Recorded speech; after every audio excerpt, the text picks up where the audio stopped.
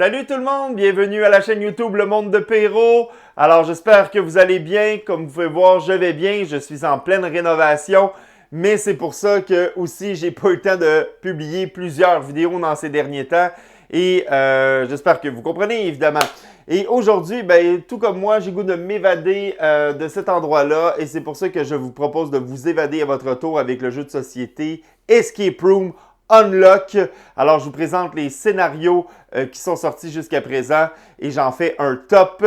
Alors, sans perdre un instant, on part ça!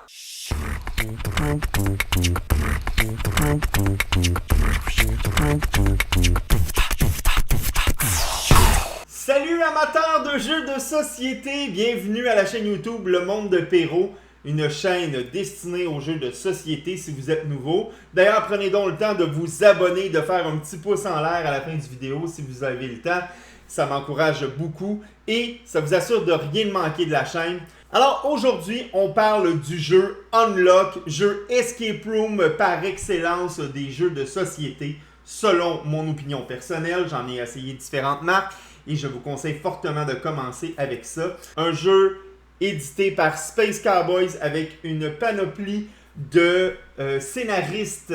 Il y a 24 scénarios par boîte, 8 boîtes. Je sais que vous en voyez seulement 5 là, mais je vais vous les montrer quand même à l'écran par la suite. Il y a des scénarios avec des thématiques qui nous rappellent notre enfance, des films qu'on a aimés. Je veux que vous sachiez que ça prend une tablette numérique ou un téléphone intelligent pour télécharger l'application Unlock. Et nous allons voir les différents 24 scénarios principaux. Je ne vais pas traiter des scénarios de la boîte Unlock Star Wars pour la simple et unique raison que je les ai faits, mais je trouve que ça prend même une autre application que je trouve moins peaufinée en termes de qualité. On voit que c'est une licence de Disney qui a voulu se procurer peut-être le nom d'Unlock pour assurer une qualité. C'est pas des mauvais jeux, des mauvais scénarios, mais c'est pas des scénarios qui, je trouve, font partie des versions de base comme j'ai là. Unlock, 24 scénarios, 24e position à la première position. Ça commence maintenant!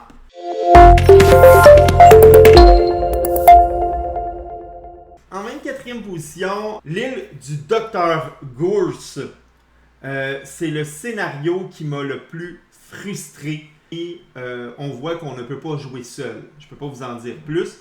Mais ce que j'ai pas aimé dans ça, c'est que des fois les énigmes étaient un peu, je trouve, trop poussées pour rien. J'ai pas eu l'impression d'avoir du plaisir à faire aucune des énigmes. Il n'y en a pas une où j'ai fait comme « Oh wow, je me sens intelligent, on l'a eu ». La plupart du temps, j'ai pris des indices pour progresser. Et ce qui est fâchant, c'est que quand on prend beaucoup trop d'indices, ça baisse notre évaluation. Donc, au lieu d'avoir 5 étoiles, malgré tous les indices qu'on a pris, on a fini avec 4 étoiles, le scénario. Alors moi, c'est un indice comme quoi ça a été mal balancé, ce scénario-là. J'ai eu l'impression que je progressais jamais vraiment souvent par moi-même et malgré tout, j'ai eu 80%. On dirait le système scolaire actuel du Québec. Donc, moi, c'est pas ça que je voulais comme challenge. Je voulais avoir une bonne note méritée. Et dans ce scénario-là, c'est pas ça qui est arrivé. Je vais pardonner ce scénario pour une simple raison. C'est le scénario qui apparaît sur la première boîte qui a existé. Alors, faites attention, si vous êtes un joueur débutant, peut-être pas commencer avec ça. Scénario quand même assez difficile et où les énigmes, je ne les trouvais pas si intéressantes que ça.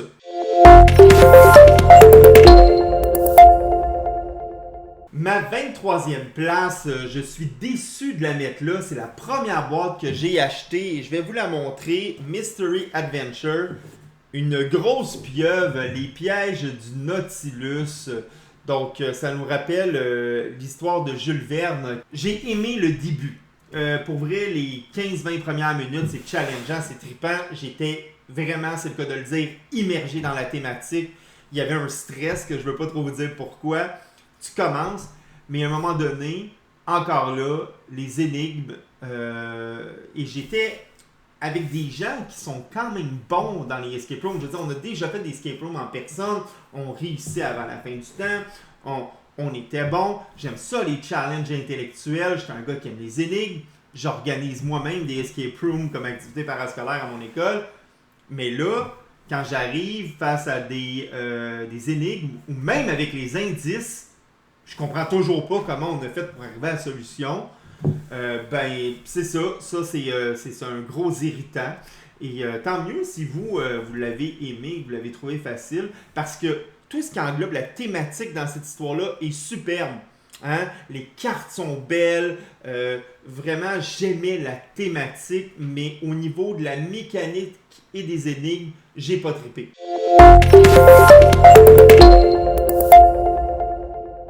22e position. Ça fait partie de la première boîte. Alors, vous voyez, dans mes 3 derniers, il y a 2 déjà scénarios qui se retrouvent parmi la première boîte. Et c'est la formule. La formule est un scénario très de base. J'ai vraiment l'impression que quand j'ai joué à la formule, je jouais à un tutoriel. Comme si on m'expliquait le jeu. Les images n'étaient pas peaufinées. Je ne trouvais pas que c'était une thématique intéressante. Quand tu as fait, tu ressens pas d'émotion particulière à progresser. Tu fais juste faire « Ah oui, il faut que je m'échappe » ou « Ah oui, il faut que je trouve un code pour une porte ». Mais en même temps, c'est le premier scénario que la majorité des gens qui ont commencé Unlock ont fait. Alors, tu veux avoir une progression, tu ne veux pas tomber dans une mécanique trop compliquée. Fait que pour ça, c'était très bien. Mais quand on regarde l'ensemble des scénarios qui sont sortis par la suite, et heureusement, ça a évolué, ben la formule, j'ai pas le choix de le laisser en 22e place.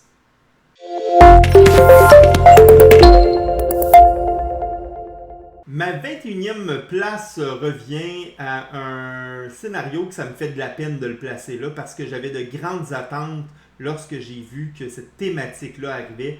C'est dans les griffes de Hadès. Alors, moi qui est prof d'histoire, qui adore la mythologie grecque, je m'attendais à quelque chose de vraiment gros et de le fun avec cette thématique-là.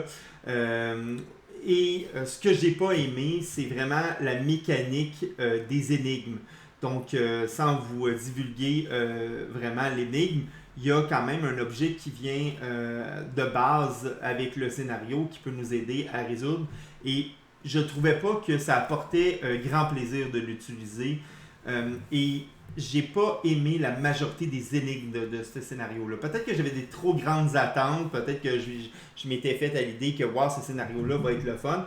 Et en plus, dans la boîte, ça disait que c'était le scénario le moins difficile des 3 et c'est dans lui que j'ai eu le plus de difficultés. Alors, je trouve qu'il a été mal dosé. Peut-être que c'est mon cerveau qui avait de la misère à comprendre ce genre de mécanique-là ou ces genres d'énigmes-là, mais je trouve que c'est vraiment le point faible de cette boîte-là qui est la dernière à ce jour à être sortie.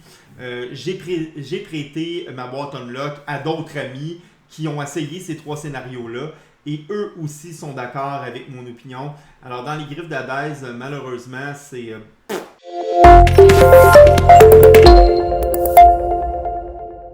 20e place.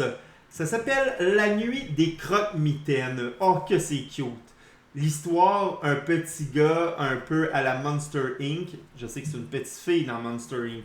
Mais qui voit des monstres rentrer dans sa chambre. Alors, sans vous en dire plus, vous êtes dans un univers d'une chambre à coucher d'enfants et vous devez faire attention aux différents monstres qui pourraient venir vous faire peur la nuit. Hein? La thématique est belle, les images, la musique de l'application aussi pendant qu'on joue, je la trouvais très bien. J'ai aimé certaines énigmes, mais il y a du matériel qu'on doit plier, qu'on doit des fois déchirer. Moi, quand on me demande de plier des coins de cartes ou des choses comme ça, je deviens fou. Je suis un collectionneur. J'aime faire attention à mon matériel ou le prêter à un autre.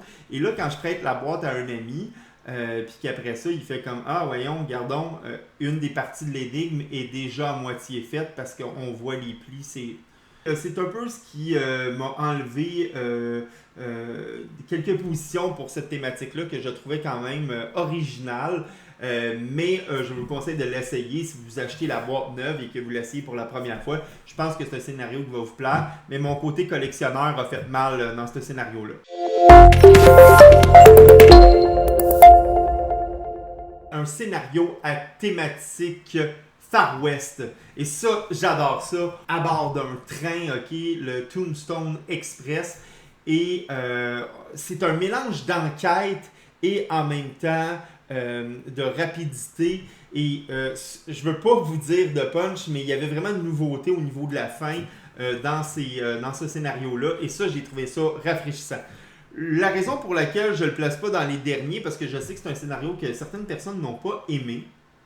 Parce que, bon, des fois, il faut arrêter l'énigme pour faire quelque chose sur la table. Puis pour certaines personnes, ça ne représente pas l'esprit des escape rooms.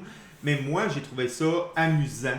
Quand on a participé à faire ce scénario-là, j'avais entendu des mauvaises critiques. Et là, quand j'ai commencé à le faire, j'ai fait « Oh my God, c'est beaucoup plus le fun que je pensais. » Donc, tantôt, je parlais d'Hadès, les griffes d'Hadès, la mythologie grecque qui m'avait déçu parce que j'avais des grandes attentes. Ben, Tombstone Express, c'est complètement le contraire. Mes attentes étaient vraiment basses et quand je l'ai faite, ben, j'ai eu bien du plaisir à le faire.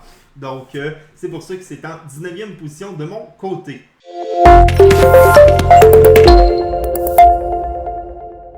En 18e place, voici un premier scénario où on voit et on rencontre le personnage de professeur ou docteur No Side, un scientifique fou, et qui revient dans différentes boîtes. Et je dois dire que j'apprécie beaucoup ce personnage-là.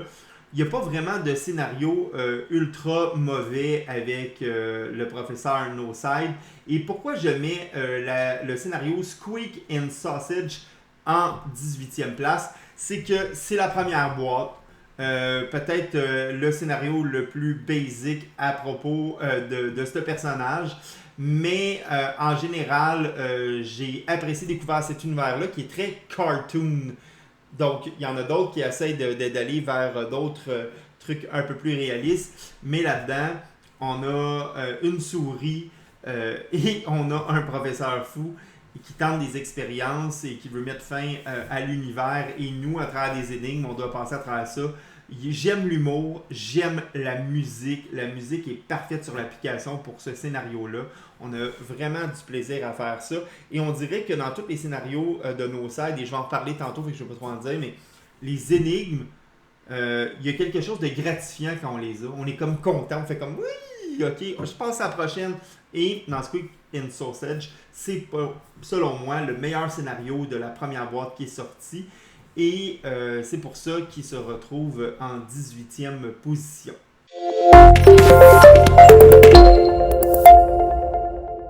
En 17e position, Sherlock Holmes sur le fil à l'aide d'énigmes, progresser dans notre enquête et essayer cette fois-ci de ne pas s'évader, mais de trouver un coupable ou une coupable à l'aventure. Alors ça, j'ai aimé vraiment ça.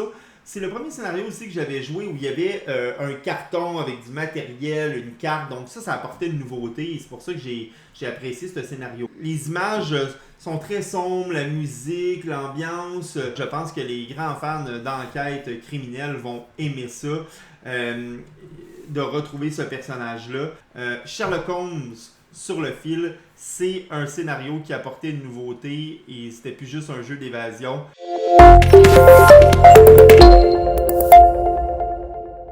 16e position, La maison sur la colline. Wow! Premier scénario que j'ai fait dans les Unlock. C'est ce qui m'a accroché au Unlock. C'est pour ça qu'il se retrouve quand même en milieu de peloton. La maison sur la colline, j'ai aimé ça parce que c'est une thématique un peu horreur. On se ramasse dans une genre de maison hantée, puis on doit évidemment empêcher un sort maléfique de se produire. Il y a un beau clin d'œil à un film que j'aime, L'Armée des Ténèbres, Army of Darkness 2. Whoa. Wrong book. J'en dis pas plus. Ceux qui ont aimé le film vont le reconnaître. C'est un jeu qui correspond à des pas pires énigmes, une pas pire ambiance, un pas pire cheminement, une pas pire difficulté. Donc, c'est pas pire et c'est pour ça que ça se ramasse en 16e position.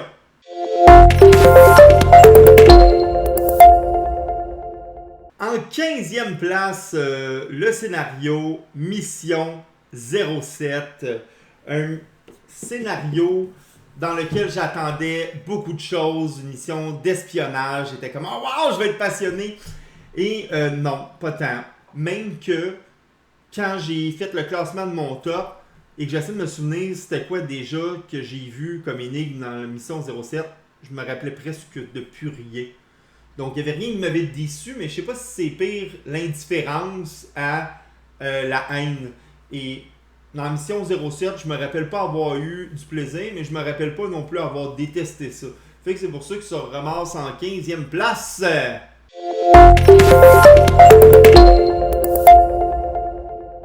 Hey, surprise! 14e place, on reste encore avec cette boîte-là. Cette fois-ci, je vais y aller avec le gros dragon rouge, les 7 épreuves du dragon.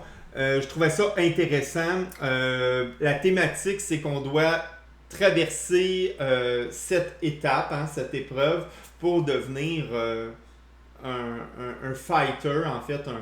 Je veux pas trop dire de choses. Un maître du kung-fu. OK? Et ce que je veux vous dire là-dedans, c'est que dans les 7 épreuves du dragon, il y a des choses que j'ai trouvées vraiment, vraiment intéressantes. Visuellement, je trouvais ça beau, la musique, mais j'ai trouvé que parfois, le scénario m'emmenait dans une série consécutive d'énigmes difficiles où j'avais besoin d'indices. Et des fois, ça allait bien, c'était trop facile. Fait que je l'ai trouvé vraiment inégal. J'aime ça quand c'est un peu une montagne russe. Énigme facile. Ah, énigme moyenne, énigme difficile. Ah, ok, on revient un peu, puis on change un peu le pattern. Je pense que peut-être j'aurais eu besoin de quelqu'un pour m'aider. C'est peut-être pour ça qu'il n'est pas plus haut. Mais c'est pas mauvais en soi. Mais c'est pas excellent non plus.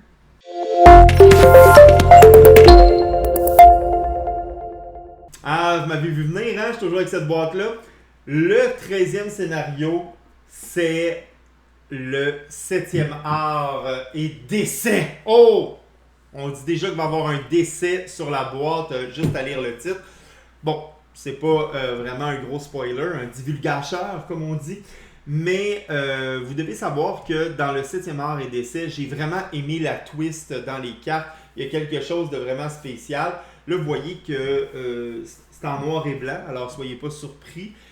Mais malgré ça, il y a une twist le fun qui va apparaître à un moment donné. J'ai aimé la majorité des énigmes. J'adore le cinéma et c'est pour ça que ça m'a plu. Et là, on commence à s'approcher. Il y a 24 scénarios. Là, ça, c'est ma 13e. Fait qu'évidemment, on se rapproche de scénarios que j'ai quand même appréciés. Et celui-là, quand je l'ai fait, j'ai aimé vraiment l'originalité qu'il emmenait. Dans certaines énigmes, la mécanique était amusante. Moi, je vous conseille, si vous achetez cette boîte-là, moi, je les achèterais toutes les boîtes. Je suis un passionné, je les aime.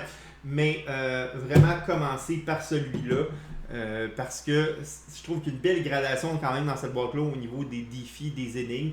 Et le 7e art et décès peut justement les capter l'attention des joueurs de jeux de société qui sont passionnés de cinéma. Alors, et voilà pour ma 13e place.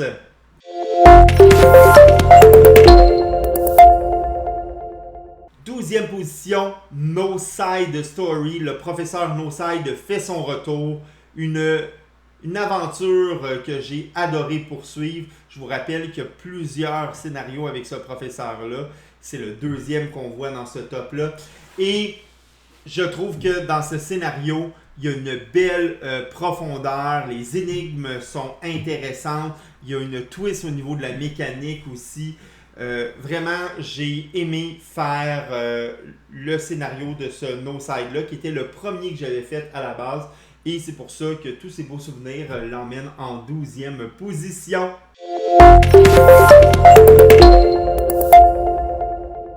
Onzième position.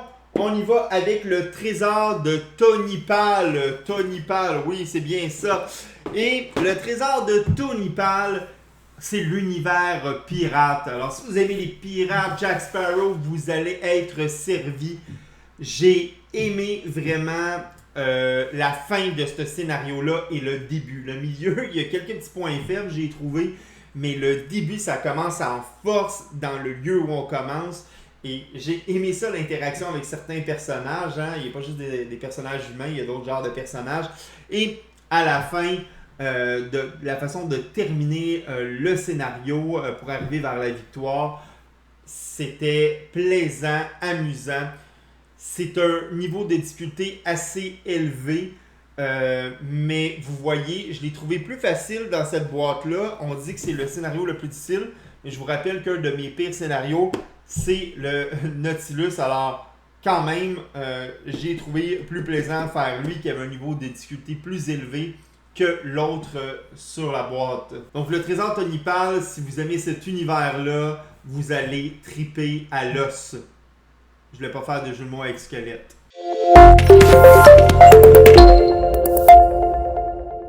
Dixième position, Expédition Challenger, Jurassic Park style. Dinosaures. Moi, j'aime les dinosaures, fait que je savais que j'allais aimer ça. C'est peut-être le scénario qui utilise le plus les mécaniques avec un iPad. Alors moi je joue avec un iPad, là, je voulais pas dire la marque depuis le début de mes capsules, mais c'est ça. On voit une continuité à travers l'appareil numérique là-dedans qui sert beaucoup plus que dans d'autres scénarios et j'ai trouvé ça trippant. Il y a, oui, le temps principal, mais il y a un autre genre de timing que je peux pas dévoiler qui devient très intéressant et au lieu d'avoir juste une note finale, il y a plusieurs façons de finir le scénario où tu te rends compte que wow, j'ai réussi à sauver tout le monde, à gagner le plus que je pouvais, ou ah tabarouette, oui on l'a fini le scénario, mais on l'a pas fini de la meilleure façon possible. Fait que ça, j'ai trouvé ça cool. Écoutez, je suis pas habitué de refaire différents scénarios à plusieurs reprises, mais après quelques mois, j'oublie les principales énigmes, vu que j'en ai fait beaucoup. Et j'ai recommencé Expédition Challenger il n'y a pas longtemps et ça m'a permis de le mettre plus haut que je pensais sur mon classement. Il est dans mon top 10, c'est pas pour rien. J'ai aimé la twist et la nouveauté avec l'appareil numérique.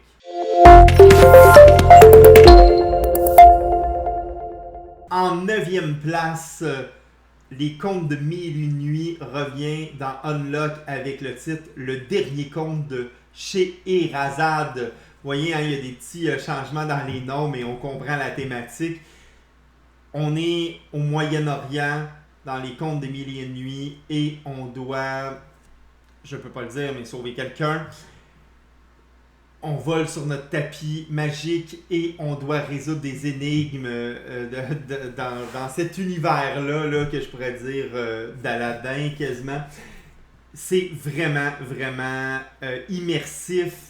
J'ai aimé la majorité des énigmes de ce scénario-là, même si j'ai trouvé ça difficile. Hein? Mais je pense qu'en utilisant quelques indices, on peut quand même avoir un excellent résultat. Et ces indices-là sont bien dosés. Ils nous aident à progresser, mais sans non plus nous donner la réponse. Et ça, j'apprécie ça. Et je trouve que dans ce scénario-là, c'est ça qui m'a le plus plu. Parce que oui, des indices en jouant là, vous allez en demander. Au départ, moi, j'étais comme « Ah non, je prendrai pas ça, des indices, je suis trop bon! » tu sais. Ben non, à un moment donné, on bloque. Et qu'est-ce qu'on veut faire? On a dépensé de l'argent pour acheter un jeu. On veut avoir du plaisir. Fait que moi, dans le dernier conte de Scheherazade, j'ai aimé du début à la fin tous les énigmes qu'il y avait.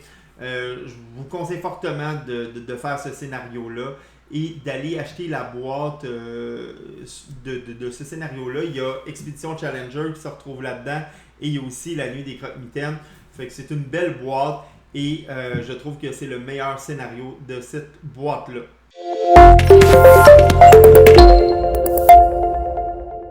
En 8e place, on revient avec le professeur No Side au No Side Show. On plonge dans un univers de cirque et dans un cirque, il y a plein de personnages différents qui travaillent et là, c'est de collaborer avec ces personnages-là pour attraper le professeur No Side qui se cache pour exécuter son plan maléfique qui va malheureusement nuire à la population qui est venue au cirque.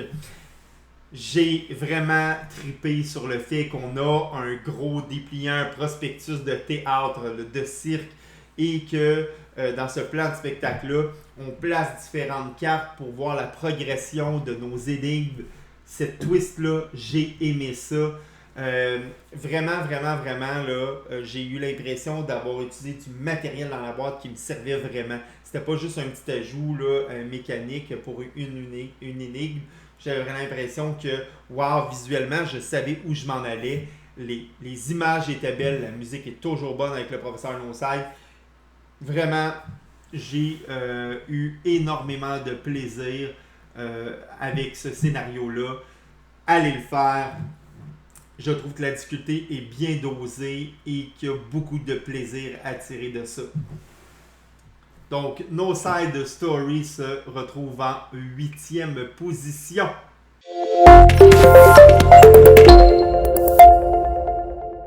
En 8e position, le tour du monde en 80 minutes. Oui, on voit l'univers du roman revenir. C'est une course à travers le monde et ça, j'ai aimé ça. J'adore la géographie. Hein? Je suis enseignant en géographie, en histoire, fait qu'à chaque fois qu'il y a une thématique comme ça, je suis comme... Et c'est ça que j'ai eu dans ce scénario-là de la dernière boîte qui est sortie d'Unlock. Je vous le dis, les énigmes ne sont pas toujours parfaites, mais le fait qu'on voyage à travers les différents pays, on voit beaucoup de cartes, beaucoup de couleurs différentes, ça me fait triper. C'est pas le scénario parfait, mais c'est un scénario que j'ai trouvé amusant, immersif. On utilise le téléphone intelligent, mais pas trop. Il y a 80 minutes au lieu de 60 minutes pour faire ça. Fait que c'est un scénario un peu plus long et moi, quand on me donne un peu plus de temps, ben, j'ai l'impression que c'est plus de plaisir. Et c'est pour ça qu'il se retrouve en 8e position.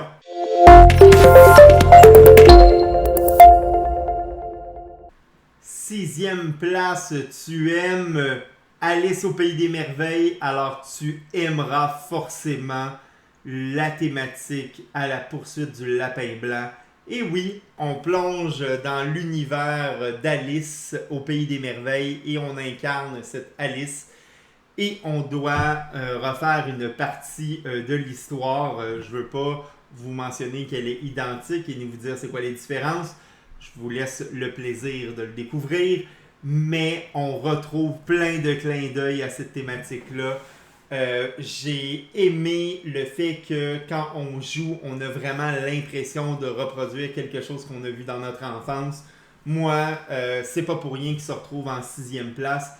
C'est un jeu que j'ai trouvé parfois que les thématiques étaient un peu plus corsées à certains endroits puis trop faciles à d'autres. Mais vraiment, juste le fait de voir les images, les personnages, la musique, un long scénario de plusieurs minutes. Bravo à la poursuite du lapin blanc, tu mérites ma 6e position.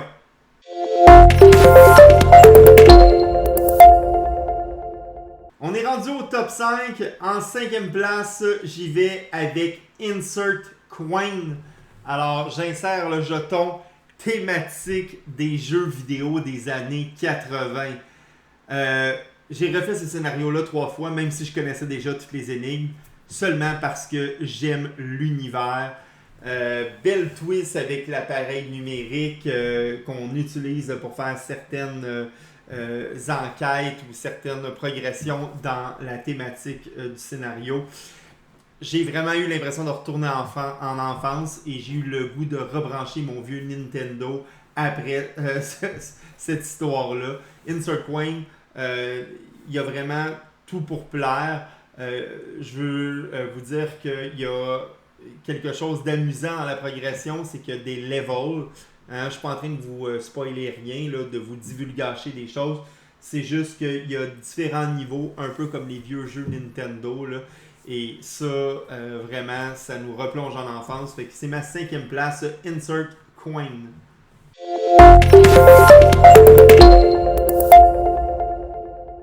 Quatrième place, Arsène Lupin et le Grand Diamant Blanc. Si tu aimes la série Netflix Lupin ou les histoires sur Arsène Lupin, tu vas aimer ça.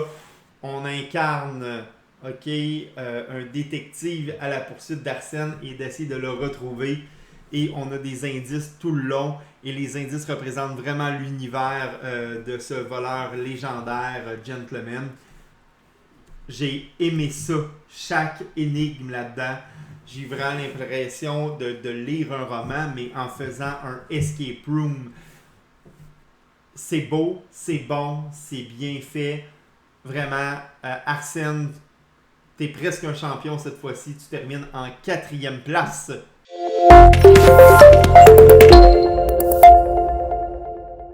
Top 3, on est rendu dans les 3 scénarios les plus puissants selon moi, mais évidemment ça va avec les intérêts. J'y vais avec la 3e place. Aimez-vous ce film? Oh, qu'est-ce que je t'avais dit? 88 miles à l'heure! Ben oui, tout le monde aime ce film-là. Scénario à tout casser avec Perdu dans le Chrono Warp. Voyage à travers le temps, un personnage qui ressemble à Doc Emmett Brown, sans le nommer. Ça, là, il est pas parfait ce scénario-là, mais j'aime tellement cet univers-là de changement d'époque, changement de temps. Ah, ce qui était là en telle année ne se retrouve plus là en telle année. Ah, regarde, il y a eu tel changement parce qu'il y a l'effet papillon qui s'est produit. Ça, moi, j'ai trippé et j'ai voulu recommencer le scénario, même si j'avais les énigmes, tellement que j'ai aimé ça. Belle difficulté, c'est pas facile, mais avec les indices, on peut progresser super bien. J'ai aimé le challenge au niveau de la difficulté. La thématique est parfaite, la musique aussi. Bravo. Perdu dans le Chrono Warp mérite la médaille de bronze.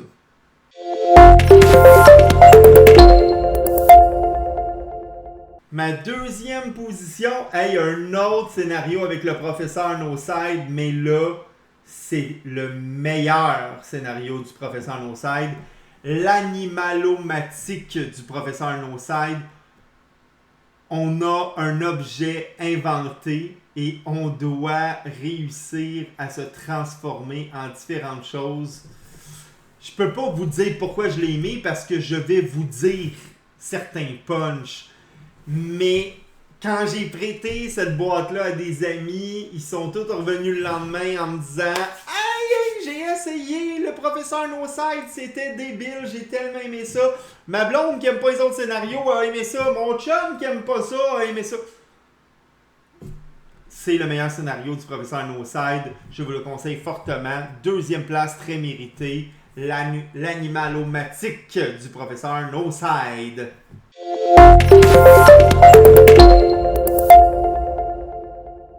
Le grand gagnant de cette compétition de scénario unlock, même s'ils sont pas en compétition, c'est les aventuriers du pays d'Oz. Si t'aimes le magicien d'Oz, tu vas triper ta vie.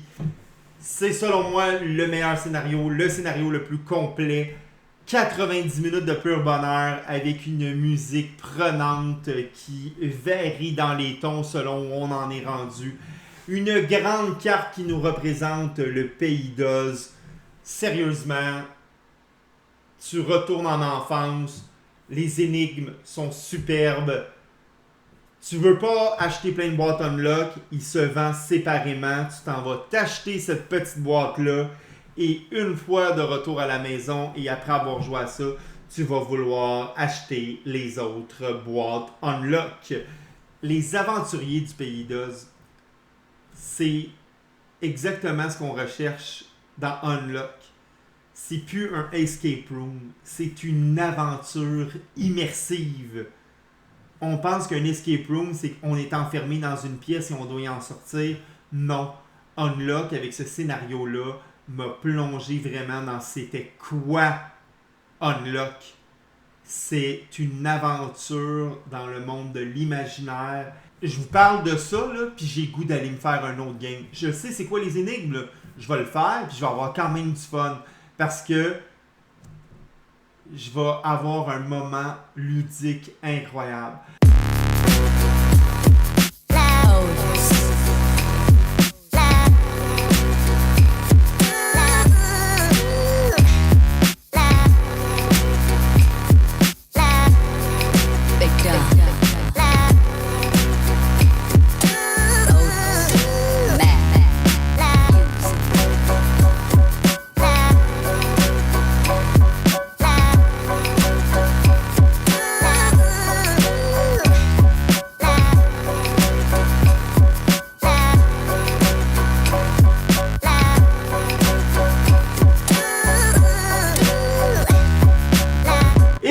c'était mon top 24 des scénarios d'Unlock qui existent à présent.